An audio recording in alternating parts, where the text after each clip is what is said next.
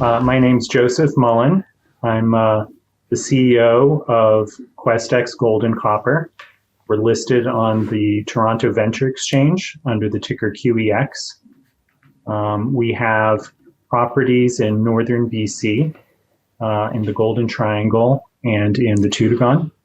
We're focused on exploring two of our flagship properties, the Sofia property and KSP this season.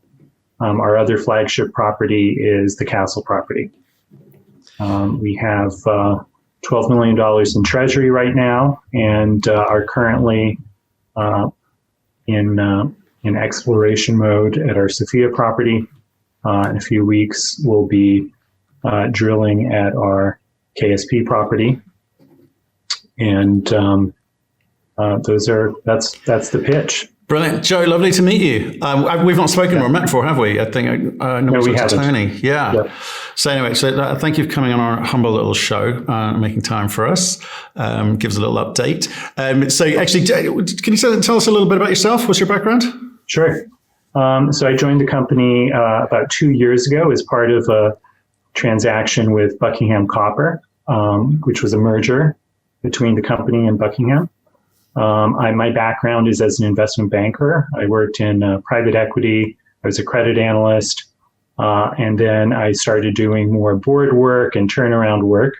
Joined the board of a couple of junior exploration companies, and one of them turned into my current role with QuestEx as CEO.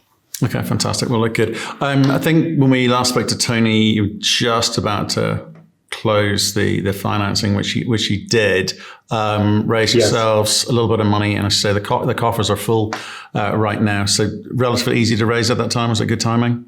We were very fortunate to have support from a couple of new shareholders and some existing shareholders.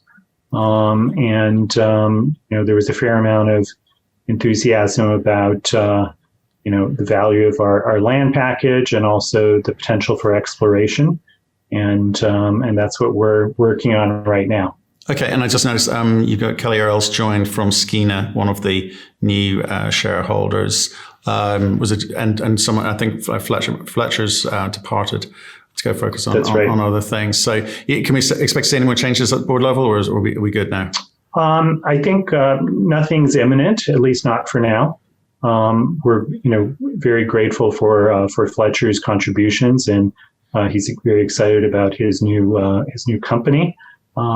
Kelly's a great addition to the board, and will certainly be holding me to task as it comes to being on shows like this and doing more marketing. So poor you. Yeah.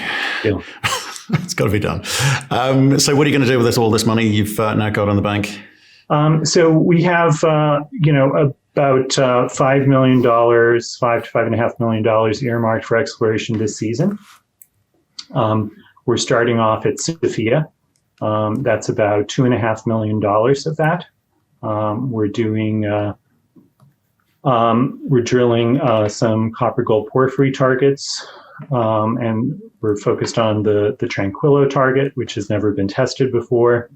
Another target is the Alexandra target, which only saw one drill hole in the past, and that drill hole just kind of it was just shy of the mag. So we're excited about those. Let's call it more blue sky parts of the exploration. There's also a low sulfidation gold and silver vein system that we're drilling. That's one where, historically, there had been some drilling on one of the veins, but there are 6 different veins, and there might be more in that system. That's the type of, low sulfidation gold silver vein system that you'll see at Benchmark's Lawyers. So similar to that. So that's the second part of the Sofia drill program. So that's about $2.5 million. It's about $560 per meter of drilling. And then the second half of the season, which is coming up, we're going to be doing more work on KSP. So on KSP, the drilling is focused on the Inel target, which we hope to put out a maiden resource out on either end of the fourth quarter, beginning of the first quarter.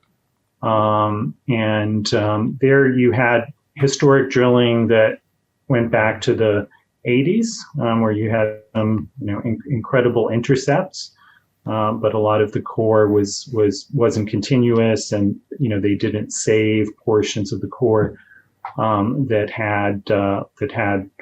didn't have visible gold. More recent drilling was done on that in sort of 14 to 16, 14 to 17. So in total, there's about 40,000 meters of historic drilling, and we're focused on drilling that to then go into putting out a resource.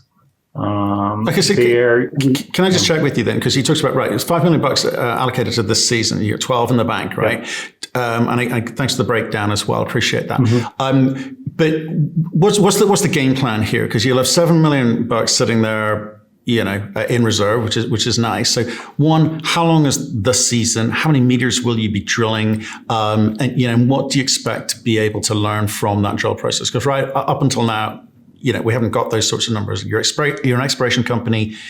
You talk through the drill bit. So what do you think we're going to be looking forward to?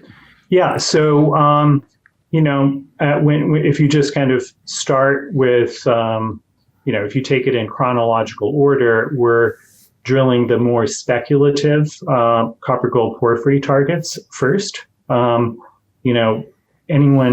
anyone's guess what will come from that. That's certainly, the riskiest part of our exploration program, right?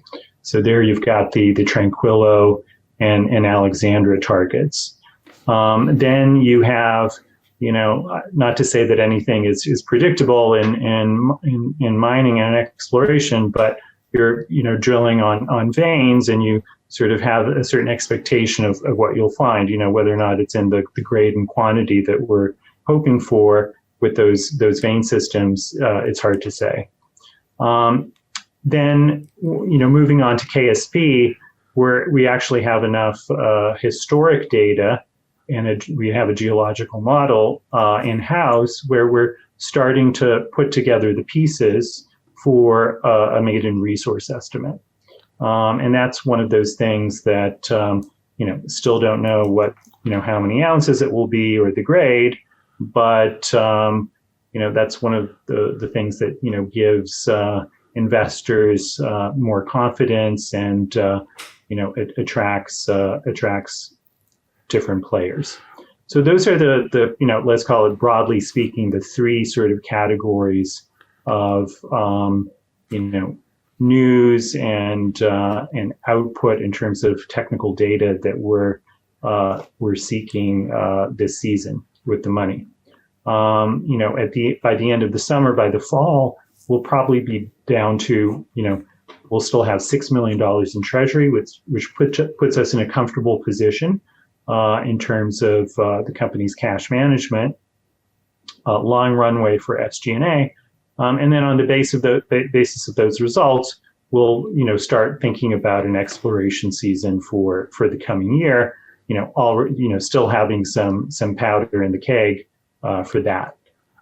So that's kind of, how we're thinking about the different pieces of it. Okay, that makes a lot of sense. With regards to, obviously, 2 new shareholders, we've got Lundin, Skeena, been there a while now, but are they helping direct the pace at which you move, the things that you focus on? Because if you could be arguably positioned as their an exploration arm for Skeena in reality, given where you're at. So how much sway do they have? How much do you listen? Or are you kind of managing your own destiny at the moment? Well, we definitely listen. Don't always do what they tell us to do, but we listen. It's an ongoing dialogue. Our largest shareholder is still Newmont, and we hold them in very high regard.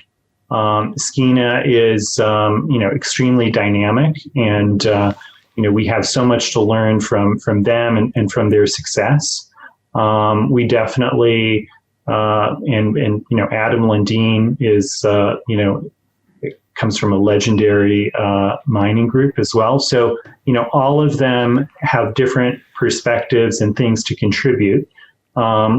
This is the exploration program that we raised the last round on, essentially. And we, when we were raising money for the last round, we walked them through these plans. And it was on the basis of this and, probably a bunch of other things that they made their investment decision, right? Yeah. But what sort of interests me is obviously Newmont's a large shareholder, but they look for projects of a certain size and scale, and it could be some ways down the line before, if indeed it gets to that point, that it would be of interest to them. So more likely it's Skeena, a Lundin. Adam's a pretty impressive guy in his own right. They're more likely to be a partner, as it were, or a potential route to develop the company at a quicker pace in terms of their access to capital, in terms of their know-how, in terms of the expertise that they can draw on. So I'm just kind of intrigued by the relationship between the three. So you listen, but you don't necessarily do, unless it makes sense. Yeah, you hit the nail on the head, and that dynamic and the different pace of these shareholders and their different perspectives are all things that are kind of coming to bear in different ways. We certainly didn't expect the last round of investors to come together the way it did, and every round of investment does end up having a slightly different dynamic. A lot of it's about sort of balancing those interests and also trying to move the company forward, right?